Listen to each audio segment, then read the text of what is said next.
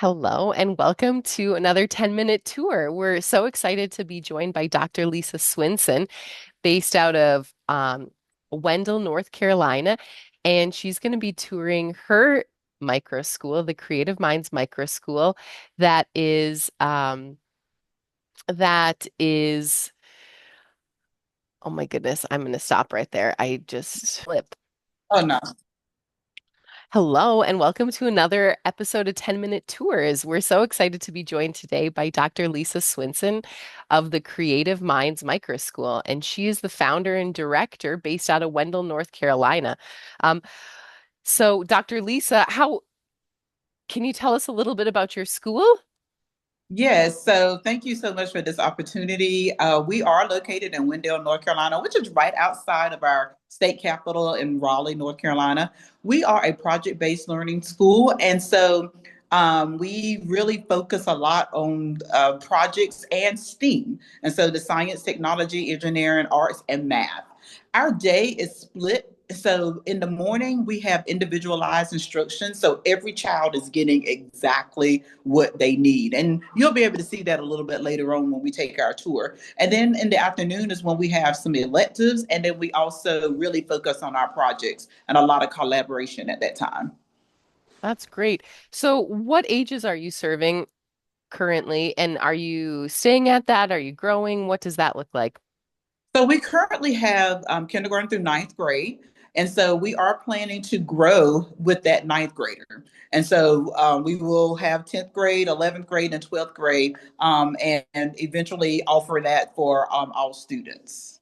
We have multi-age classrooms. So we have a kindergarten through second grade pod, a third through fifth grade pod, and then eventually we'll have a sixth through ninth, sixth, I'm sorry, we have a K through second grade pod, a third Yep. through fifth grade pod, and then a sixth through ninth grade pod. And then eventually we'll have that 9 through 12.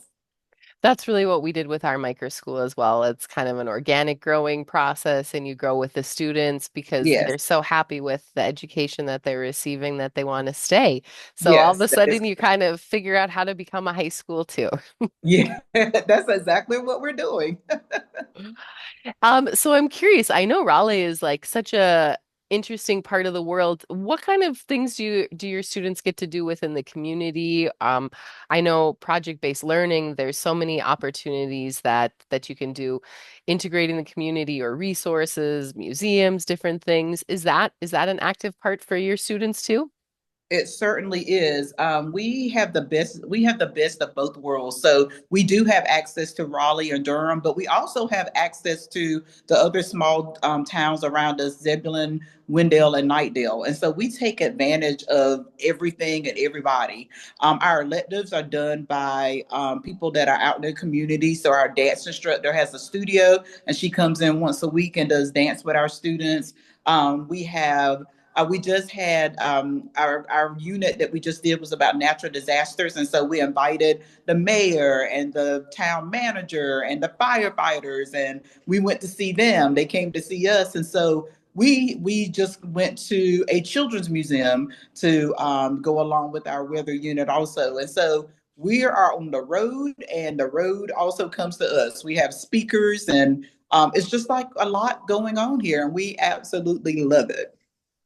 Yeah, I think that's one of the best parts about these small schools is that we're so flexible. We're able to be out in the community. We're able to meet people and learn about all of the different aspects of, I mean, just like you said, you're talking about all the different governmental people that you met and city planning and things that they have to do to keep people safe when Yes. natural disasters hit. So that's Yeah. such a different aspect for kids to think about and learn about within their community and the important work that's being done.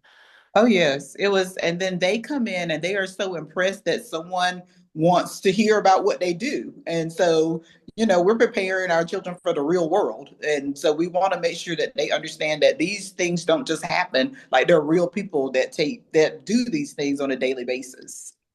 Well, and I think too, you become so embedded within the community when you make those kind of connections too, that people start to refer you. It helps Yeah. drive traffic to your school, and referral, that's the easiest way to get students is Yes. when you have community members that are just singing your praises. Yes. Yes. That does help tremendously. So next year you'll be opening up to hopefully taking on a few more high schoolers. Is that what it sounds like?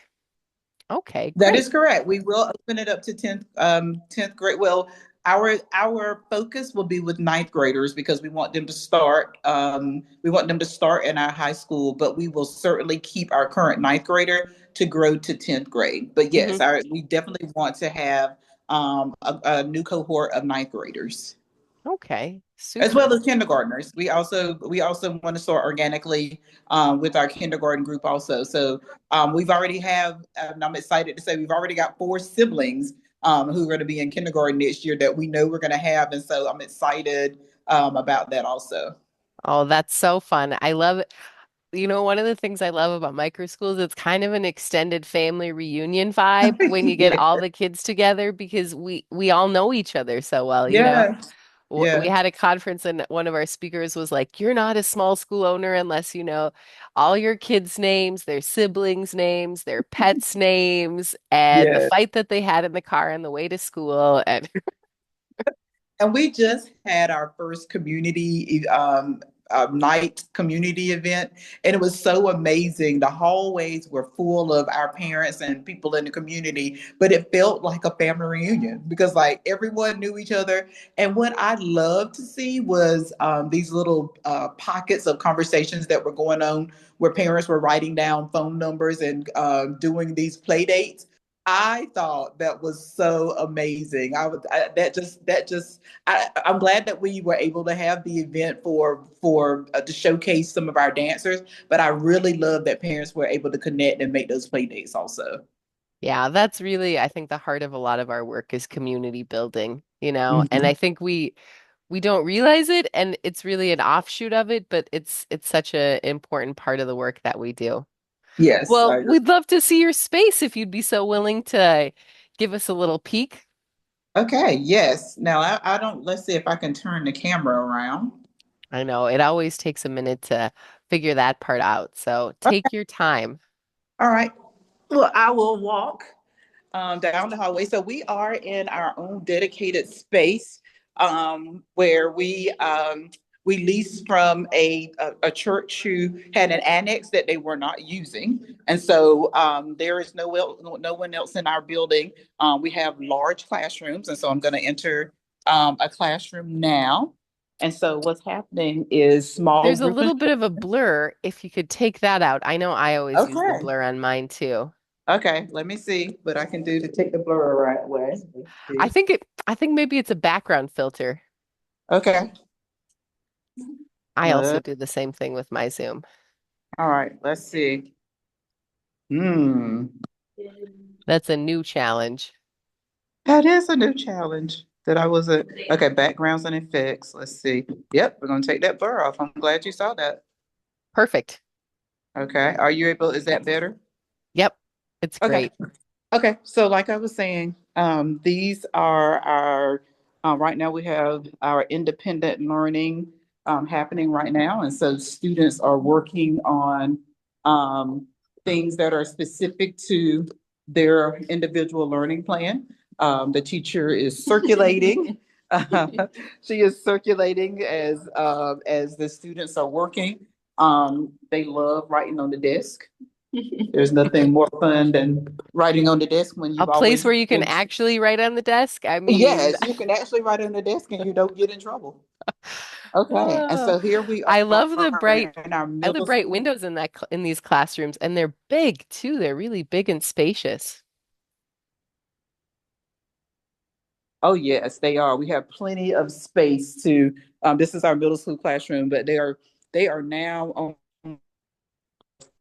what's happening right now. They're cool being in my aura and everyone's working on different things and I'm able to help everybody at the same time because we're just, getting our work done collectively and in the way that they chose. Okay, all right.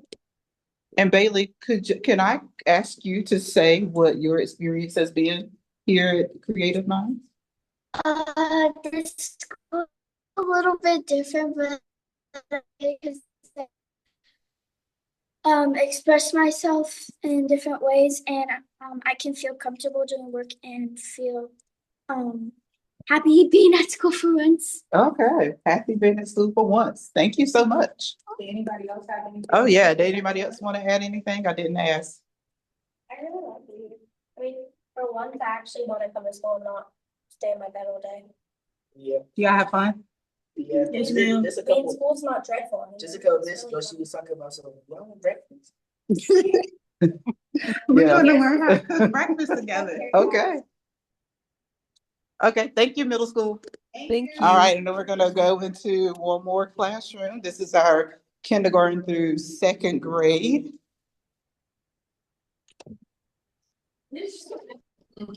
Okay, so here they are.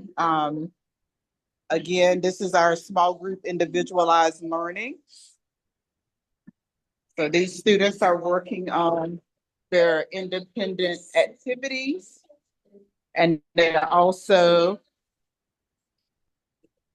engaged in small group instruction.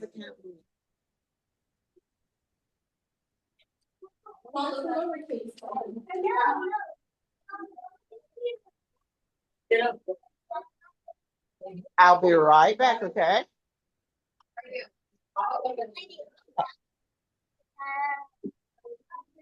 I'm not good writing about new friends. Well, that's okay. When I come back, I'll help you, okay? All righty. Oh, precious little munchkins over there. Yes, they are the heart of the school. Okay, Wait, well, so that concludes. this is what a great space you have. I mean, we also utilized a church basement as well for one of our micro schools, and it Mhm. was yeah, such a blessing to have because it was similar, underutilized space, Yes. big great places and lots of resources and things that aren't used during the regular work week. Oh yeah, and I didn't even go outside, but we have this large play area for the students. And what I really like about our play area is that we have a dedicated space for our littles, and then a larger space for our middle school students. And so, it's safety is important, and we've got that taken care of outside also. Oh, that's really great. So they get Mhm. outdoor space as well to enjoy. Yes, they do. I love hearing from the students as well. I think that's something that we hear from a lot of kids is that moving to a micro school environment where they have agency, choice, they have a different kind of engagement in their core lessons, that they're Hmm. just excited. They're, you know, they're upset when they have to go on school breaks and they're Yeah. like dying to come back, you know, Hmm. the Hmm. opposite of how we felt. I'm curious, how have parents responded, or what have you heard from other community members about the kind of model that you're offering? So we have heard from parents that they are happy that they don't like one of the students just said she actually wants to come to school. And so parents are like very impressed that their children want to come to school and they're not begging them. And they are very happy too that we provide that individualized learning for students.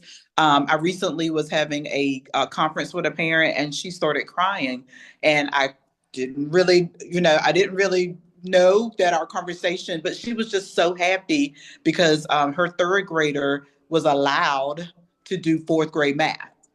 Because I explained to her, I was like, he flies through everything that we do. So I moved him up, and she was like, "You moved him up?" She said, "Do you know how long we've been waiting for someone to, just to see his talent?" And I was just thinking, wow, it's what we know to do, but it does make a huge difference with our parents. Yeah, it's a matter of seeing the child for who they are versus, versus like we got to go through this stuff and Yeah. it's Hmm. oh, that's really wonderful to hear. I know we had some parents, we did our accreditation at our micro school and we had some parents crying. They were so happy that they had found us. And Yeah. tell me, does your micro school offer any support for students with learning differences and things as well, or is it kind of depends on the needs of each child? So so if a student comes in with an IEP, we 100% will honor that, an academic IEP. So we do honor that, and a lot of times we see on their IEP where it's written that they get preferential seating or they get one-on-one, but that's what we do anyway. And so we naturally just are a good fit for a student that has learning disabilities because we're already doing those things that the IEP tells a regular classroom teacher that he or she should be doing.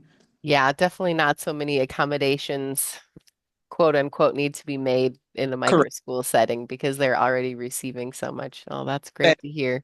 yes, that is correct. And if there are any things that are on the IEP that we're not following, then yes, we can talk with parents and talk about modifications and accommodations that we can make in our school.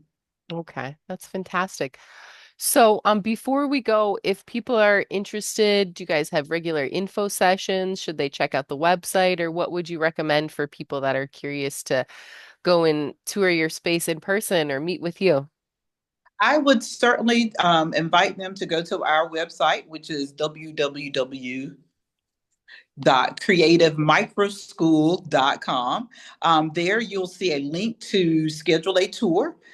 We do tours twice a week on Thursday and Friday. We offer morning sessions and afternoon sessions.